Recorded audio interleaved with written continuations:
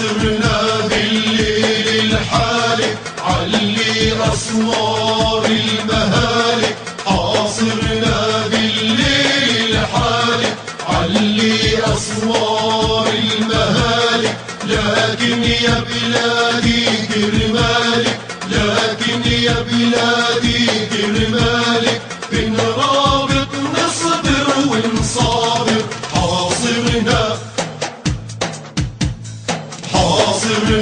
بالليل الحالك علي أسوار المهالك، حاصرنا بالليل الحالك علي أسوار المهالك، لكن يا بلادي كرمالك، لكن يا بلادي كرمالك، بنرابط نصبر ونصابر، حاصرنا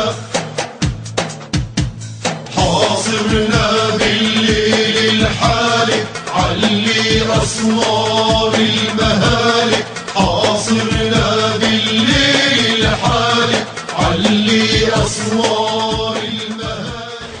احنا جئنا في هذا الموقف هذا لا نريد صراعنا مع دولة، لأننا لسنا بدولة ولا نستفز أحدا. مطالبنا هي مطالب الشعب، حرية وكرامة. إخوة لنا يحاكمون محاكمات سياسية سورية.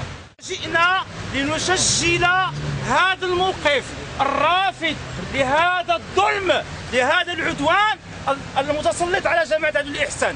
لا نريد استفزازا ولا نريد فتنة ولا نريد فوضى، إنما نسجل موقفا هو ضد الظلم المتسلط على العدل والإحسان، وضد إخواتنا السبعة الذين يحاكمون محاكمة سورية سياسية بامتياز بملفات ملفقة. والسلام عليكم.